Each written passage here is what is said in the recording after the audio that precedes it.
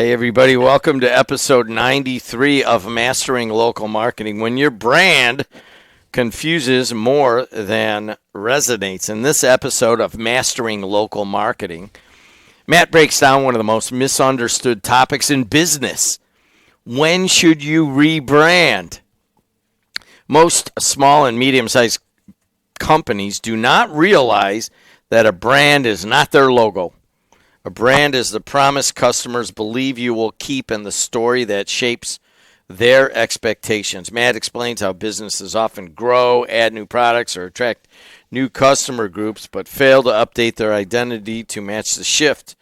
Using real examples like Dunkin Donuts shortening his name to Dunkin, Matt shows how a rebrand becomes necessary when the old brand no longer reflects the current business. You will learn the brand evolution formula, a strategic and simple process that helps you evaluate who you are today, understand who you serve now, audit your existing brand, and build a new story before touching the visuals. This episode will help you decide when a rebrand is right for your business and how to do it with clarity. Matt Hansen, how are you? I'm good. How are you? He's the busiest man on the campus of Purdue Northwest, and that's where we're sitting right now. So, yep, all good. He's a digital marketing professor. Matt, we're going to use our specific situation here in a moment, but from the outside, I mean, to you, what really is a brand? A brand, most people think a brand is just their logo or, like a visual element of what you put out there. And, it's just a logo. It's just a picture. That's not really what your brand stands for. It's not what you try to encompass throughout your entire organization. You mentioned Dunkin Donuts in the opening, and Dunkin Donuts, I say Dunkin Donuts because I still reference it as Dunkin Donuts. Oh, they hate that. They hate it, right? But you're going back to the 80s when you had the old man that would wake up at 4 or 5 o'clock in the morning to make the donuts, and it was the commercial time to make the donuts, all that kind of stuff. And then Dunkin has transitioned. They had to rebrand. They had to realize that they became a coffee company, not a donuts company over the years. So instead of time to make the donuts, it's America runs on Dunkin', right? And Dunkin' meaning the coffee that gets you kind of going in the morning and getting going. So for you to continue going down the path of Dunkin' Donuts with the donuts at the tail end of it, it doesn't necessarily resonate with the product that you're selling, right? So they did a complete rebrand. They've kind of kept the old school look with the colors and kind of bubbly letters and things like that, but they embraced the change that happened, right? So their brand was evolving and they weren't. And a lot of times what we see, and that's what we're going to talk about today, is a lot of times owners will not evolve their brand when others around them are doing it or their customers are doing it for them. Let's go back to Dunkin', which is, 4 doors down from where we're sitting right now. I run on Dunkin' half the morning shows when I get here at 5 o'clock in the morning. And you walk in, which I very rarely do, but I like to walk in. I'm a Matt Hansen follower, and I hope that you guys are too, because he really is a digital and local marketing guru. But I'm getting to the point where you always say I go in and I kind of see the story. You go to a movie and you could find the story elements, and you go into a store and you're looking for all different aspects of it, and you're not always there just to buy something. But I go in there and I buy my coffee and look around at. I was going into that same thing in the 1980s, right. That same store. How it has changed, how the de-emphasis, they don't make the donuts on site. It's very colorful. They are so efficient in getting my large hot black, and I don't even order it. I don't say large black coffee. I say large hot black, and they go, one guy goes LHB, and they know me now and stuff. And I think it's a great organization. Mm-hmm. I just love the way how efficient they are, how colorful it is, how reasonably happy they are at 5:15 in the morning. Right. And to me, it is probably one of the top 5 successful rebrands ever. Do you agree? Yeah, they've done a really good job. And when they're looking at the fact, originally you were talking donuts, and they own that space. I think we've gotten away from donuts. I can't tell you the last time I saw a bundle of donuts sitting in an office or, whatever, right? But they're competing, instead of competing against a food brand, another donut brand at this point, they're competing in the coffee space. In the coffee space, we know who those top players are, right? So you've got Dunkin', you've got Starbucks, and so forth. McDonald's is part in the morning is a coffee. Yeah. Coffee. If you go in there, and you did this to me, and you're probably doing it to other listeners and watchers. I'm like watching, like, what is the customer behavior? Mm-hmm. What is the brand telling them? What's the story? Sitting there, I'll go into the McDonald's over here when I have some time to just, I'm not doing the show, and it'll be coffee after coffee after coffee. Right. Many of them don't get a breakfast sandwich. Yeah. So they're in the coffee business at least in the morning. Yeah. So, you typically, like any industry, you get kind of three big players, and they're all competing. And it's funny, we talk about Dunkin', we talk about McDonald's, but we also talk about Starbucks. Everybody knows Starbucks is the coffee company, right? And having some insights into kind of the guy that started Starbucks and the ideas that have come up through Starbucks. I mean, there are little things that they have tried to do that were completely against their brand. And, I'm not going to say what they were because I think it was under strict confidence that I wouldn't share that. But, they have toyed with the idea of doing things drastically different that didn't coincide with their brand. And they were kind of talked out of it from everybody in the company. They're like, this is not who we are, right? We are a coffee brand. Let's not diversify. So think of it, I'm not saying this is what they did, but almost think of it as if Starbucks said, we're going to start donuts now. You know how Dunkin' went the opposite way. That's kind of how Starbucks has thought about things in the past. Their food is awful, by the way. I don't eat food there. I drink coffee. So it is. It's they don't even care about it. It seems like you go into a Starbucks and you get something that's supposed to be warm. The Lafayette Starbucks at exit 126. One of the busiest ones in the state of Indiana, and I'm like, man, what? They hand you food and it's cold, and I'm like, but they make the most awesome coffee drinks, and my wife is like, they make the best drink here of any Starbucks, but they still concentrate just on coffee, and luckily they didn't leave that, right? Yeah. I mean, again, that's what they're known for. That's their brand. So if you start to pull away from that, and we can again, when we're literally talking about what your brand is, and you have Starbucks versus Dunkin'. Dunkin' is America runs on Dunkin'. It's quick, get it, go, right?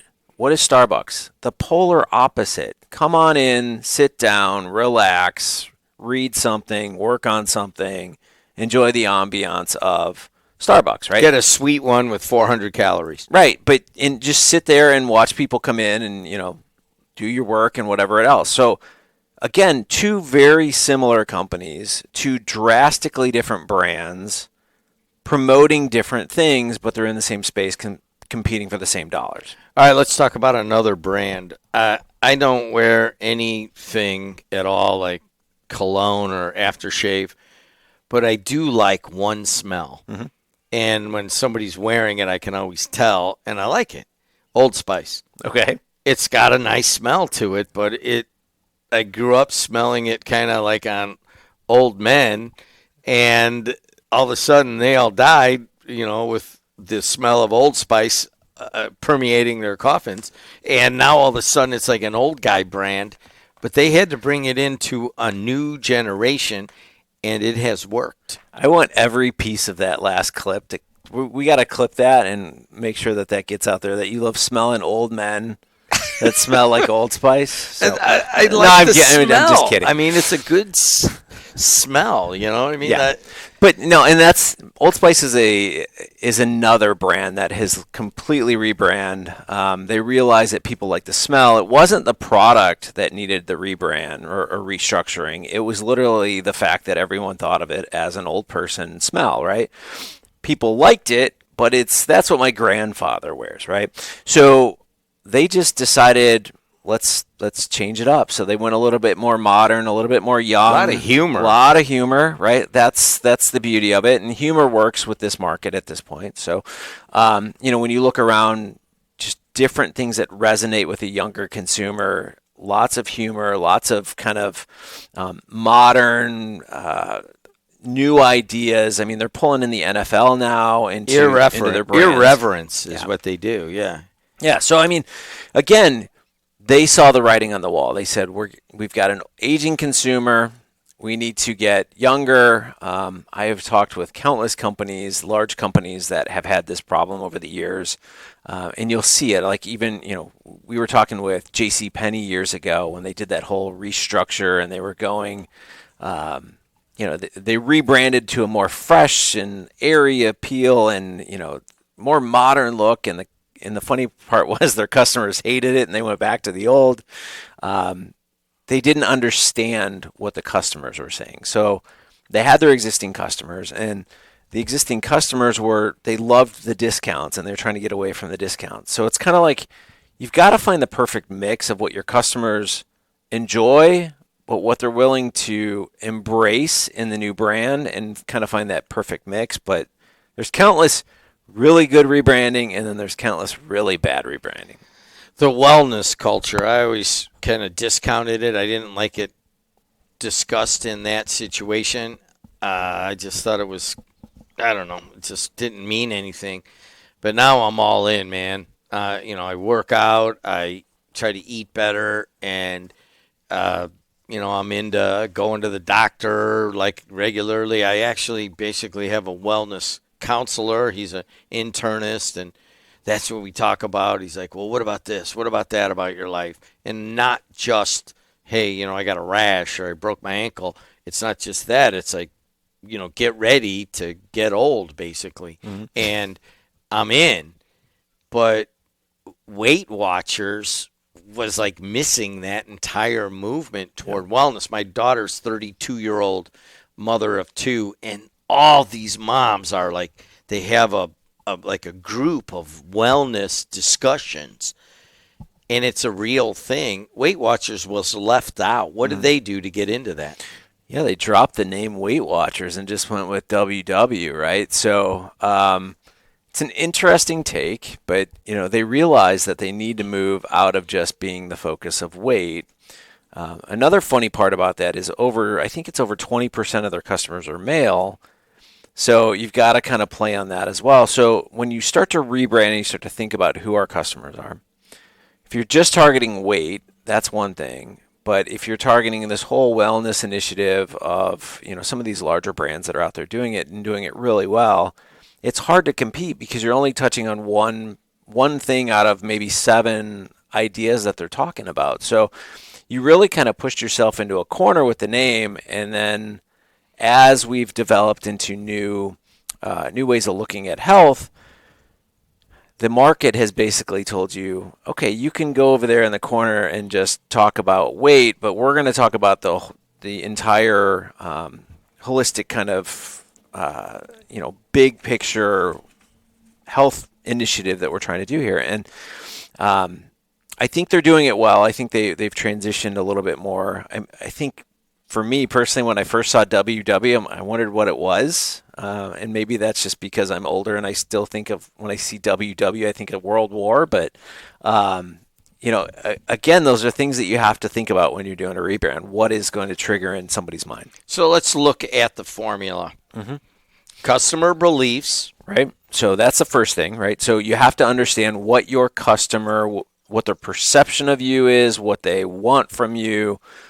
What they don't want from you, you can't completely shift, right? So we talked about the JCPenney thing where they shifted to no discounts, where everybody wanted the discounts. So you went against all of your customer beliefs just because you wanted to try something and it didn't work, which is why they went back. So customer beliefs plus who you want to serve. Right. Yeah. So, we all have these goals of going out there. So let's go back to Weight Watchers, right? So if 20% of their customers are male, I guarantee you that there's more customers that you can go after. If it's only, it should be half and half, right? Let's be honest. everybody in America has some kind of things that they need to work on, right? So you can grow that space. If you look at it and you say, all right, well, let's go out there and talk to the typical guy. If you're talking about how you're willing to sit down and talk wellness with somebody and all of this stuff. 10 years ago, when they were kind of going through this transitional phase, if you walked up to a guy and said, hey, I hear you're doing something for losing weight. What are you trying? Nobody wanted to say, I'm doing Weight Watchers, right? Like it was kind of like not a thing that guys did. So it's the stereotype associated with a brand that has traditionally been focused at women. And based on that was, from what I've heard, that was part of the process of going through with that rebrand, is trying to get that name out of the perception of the guy's mind, and then going with something that they would be okay with saying, WW or whatever, they were going to come up with at that time. So let's, so the formula is customer beliefs, who you want to serve, but you need to balance it with the third part of the formula of what still works. Right. You mentioned J.C. Penney's. That's definitely when Coke went through a similar thing years and years ago. What do you have to say about that? State Farm was a big one that we touched on back in, I think it was 2010. We were having some discussions with them, and they realized that they had most of their customers are baby boomers, and they were getting older, and they were missing the mark. So they transitioned. They went to humor in a lot of their stuff that they were doing with Jake from State Farm and all these other things. But what they realized was they had, at that time, it was 17,500 agents throughout the United States. I think it's topped over 20,000 at this point. What they realized was people still want somebody to talk to, not a phone number when something happens. So that was still part of the rebrand, or the refocus of who they're going after, because we all know the jingle, right? Like a good neighbor, State Farm is there. I always joke because in one of my classes, that's an extra credit question. On one of my exams, the first person to stand up and sing the State Farm jingle. And it's funny, I've got 20-year-olds in my class and they know it, and somebody gets the points for it every time. Breaks up the monotony of the exam. But so what still works? What still works, right? So they have these 20,000 agents everywhere, and we can position that as a perk instead of making a phone call to an internet insurance company that you have a faceless company, you don't know who you're talking to, you wait on hold. And we always joked when we were working on those campaigns, we had our agent Bev, and we could call Bev and she would get us whatever we needed. So I think it's the personal connection still that State Farm is trying to hold on to with the new rebrand, but still that's what worked in the past, so they brought it along with the new one. The third part about it is what needs to change, especially with the story. And every company, every brand has a story. Right. What needs to change? Right. Yeah, I think you're going through that here with your Jed Sports Network, right? We're going to go into that one after we go through the formula. Yeah. So you realize that things are changing, things are growing, and we'll go into it. But the world doesn't stay still, and things start to happen, and you start to evolve, and you start to take on new responsibilities and new customers and all these different things. And you start to move away from who you were in the past. And it's just like human nature, right? So, I'm 49 years old at this point. When I was 28, I was a completely different person. When I was 18, I was a completely different person, right? Even at 38, I was a completely different person. So, you look in the mirror, you see somebody that's growing older, but we change every so many years based on what's around us, right? So like the people that I was hanging around with at 28 or 18, I'm probably not hanging out with anymore. But it's just like our business, right? Like it evolves every few years. And if it evolves too much, you got to realize those are indicators that, something's happening here and maybe we're not resonating anymore. So that's where the story starts to change a little bit. It's like we are no longer just, a donut company. We are now a coffee company. All right, so let's go into the last two parts. You got to validate it. How do you validate it? Yeah, so talk to people, really. I always say before you do anything, go out there and ask people about, we're thinking about doing this. We think that we are this. What can you give us some feedback on your perceptions of this, right? So talk to customers, talk to consumers that are out there and really kind of understand, ask them what they think about your company. And if it's not resonating with what you're currently putting out there, or they don't even know, which is, probably not a bad thing if you're doing a rebrand if they don't know, because you're not having to shift the perception. Just go out there and talk to them, validate it. And then eventually you got to roll it out. Right. And that's the fun part, right? Make sure that you get everything prepped. Make sure that, if you're changing your name, you're changing your social handles, you're changing your website domain, you're changing your logos, you're changing any kind of consumer touch point that you have. Make sure that all rolls out at the exact same time, and do some kind of fun rollout where you announce it to the world. And if you can include your best customers, do it. So let's go and analyze what Matt Hansen has been a big part of here. Is you're maybe listening on a 102-year-old radio station or one of our podcasts, an audio podcast. But the other side of what we developed is we kind of stumbled into streaming sports video. It was just an extension of our radio video, and then next thing you know, it just kept growing and growing, and now it's a much bigger business than our radio stations, and it was called JED TV Sports Network. Matt came in and looked at it, and before he did anything, we got to rebrand this. That was it. It wasn't even like, well, what are we going to do on the marketing? No. First we rebrand, and then I think even today they're going to start on marketing, basically. So why did you do that? The conversation that I had with you was, are you going to stay here in this area, or are you expanding? Are you going to grow this business? And you said, I plan on growing this business. I said, okay. Number two, are you expanding to areas that people will not know who JED is? And you said, yes. I said, then it's got to go. Because what's going to happen is you're going to grow, and then you're going to expand, and then you're going to go into the next market, and the next market, and the next market, and they're going to go, what is JED? Right? So I said, let's rebrand it now. Let's look at it. And we were looking at the logo, and it was kind of like a shield with radio towers and things like that.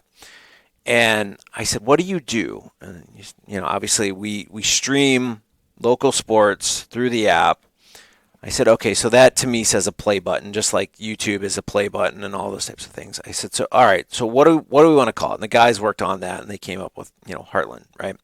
And I'm like, okay, so Heartland Sports Network, like it doesn't limit you to kind of your area of where you're at right now. I can take the H and I can incorporate that into the play button. So if you look at it, the play button, which is just a sideways triangle, is now an H. And then what we did was we pulled in every sport that you cover, right? So basketball, football. So the background of the play button, or the icon, actually changes. It'll be a basketball, it'll be a football, it'll be a baseball, etc. And depending upon what you're covering, you can change that up if you want to, and you have this long-standing thing. But that symbol becomes who the new brand is, and then you can expand that, right? And so if you're, we're currently in Northwest Indiana. If you end up going to South Bend, to Indy, or wherever, if you move out of the state of Indiana, all those different things, it's not necessarily keeping you out of a space. I mean, you might get into some trouble when you start hitting like an East Coast, West Coast, because it's heartland, but I don't think that's the goal of what you guys are trying to do. I think what you're trying to do is take like a radius around where we are right now. And I think that's going to take some time and effort. And, 20 years down the line, if you ended up on the East Coast or West Coast doing games, then maybe you do another rebrand from Heartland to something else. But I think you've realized that JED TV was very specific to you, was very specific to an idea that is found here in Northwest Indiana. And as it expands, it becomes irrelevant. It's kind of like Dunkin Donuts. As you move out and you're not doing donuts as much anymore, people are like, why is it Dunkin Donuts? It should be something else, right? So that's really what it's all about. And I think that was the jumping off point. And I said, let's do it. And I think we rebranded in about 4 days or something like that. So yeah, it's a little longer changing the app and the website and all the socials. That took a little bit longer than we thought. But let's go back on this one to use it for other people, because essentially we're still kind of a local business. We're across 3 counties. We do games around the state of Indiana. So, and I'm Jed, and we used it, and that's what it was, and we just went with it. We never really thought about branding, and all of a sudden here we are doing 24 affiliates, and I get it. It just kind of evolved, and nobody thought about it. And then I was using Jed on the radio, and really what we had to do for legal and other stuff, we needed to separate it. So we basically got rid of that brand, Jed. I go back to my name on the radio side, and we've started the name of the digital sports network. So there's the background. But I was really surprised that was one of the first things you wanted to do. But when I started thinking about it and your reasonings, which you just said, I'm like, you know what? That's good. I didn't really want my name on it in the beginning. It was just, was what we did, and we left it there. So let's go through the evolution real quick. Mm-hmm.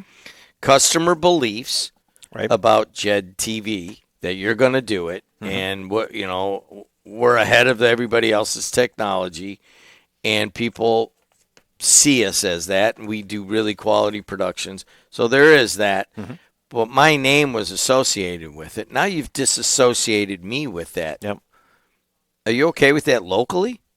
Yes, because it's showing growth to everyone, right? So from a customer belief standpoint, as you start to have more conversations, as you start to share the results of what are going on, people are starting to realize, like, oh, this is actually a separate company that is growing quickly. You've had conversations all the way down to Indianapolis with individuals that are saying, like, keep going, grow this as a separate company. It's there, right? Like, there is definitely something there, and it's, as it continues to grow, I think your advertisers buy into it, your listeners buy into it. You look at the downloads, you look at the social implications of it, people are buying into it. So we changed the name, we posted it out there. We looked at the sentiment coming back, and it was 100% positive. Isn't that crazy? I thought some were going to be mad. Yeah. No, and it really has been a very nice transition so far. It's only like a week old. Yeah. So now let's look at it in terms of the brand evolution formula. All right. So you look at it, what people expect out of it and so forth. And then you just mentioned it. Who do we want to serve? We want to go into Michigan. We want to go into Illinois. We want to go downstate Indiana. So we've covered that. Right. But what did we bring along with what still works?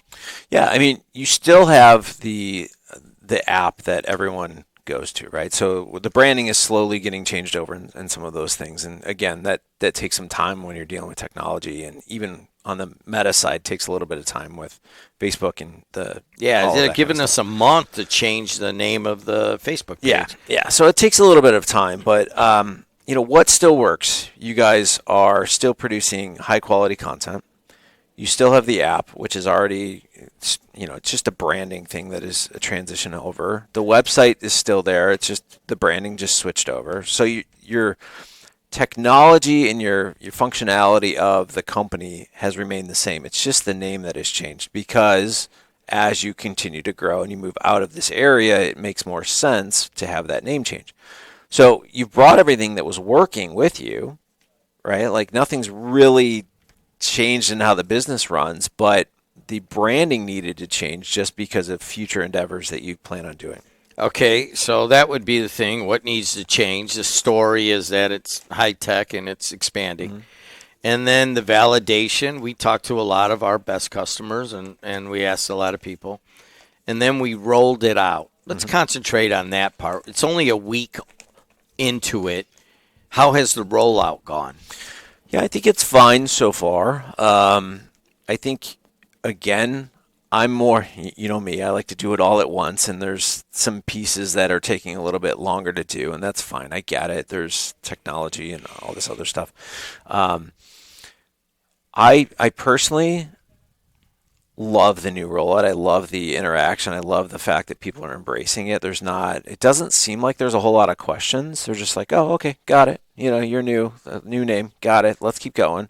I think it was great that we hit it during football playoff season. Yeah, we're doing a statewide, semi-state football, 2 of them right on Friday night, and I've had a number of people go, I thought Jed TV was doing this. Who's Heartland? Yeah. Yep, now you get it. You get it, yeah. But you did it right as all the eyeballs were coming in. By accident. Yeah. Right? But that's why I was just like, let's get this going, because you're about to get into, or actually we're already into, basketball season, which is even more downloads than football season. So those of you in Texas probably don't understand that, but up here in Indiana, basketball is huge. So, this rollout happened right at the right time during playoffs when all of these eyeballs are coming in, and it's gearing up for basketball season, which is even bigger on the download side of things. And that's like we hit it just perfect. That's why I was pushing it so fast. I'm like, we got to go. When your brand confuses more than resonates, this is episode 93 of Mastering Local Marketing. You can get it at Apple, Spotify, wherever you get your podcast. You can also see the video of this at the WJOB 1230 site. If you're ever looking for other podcasts, the WJOB Podcast Network, which I guarantee Matt Hansen's going to want to rebrand at some point. And that is run entirely by our producer here today. Not entirely, but others assist. It is Adriana Alvarez. So thank you, Adriana. Thank you, Matt. Until next time, thank you, and see you later.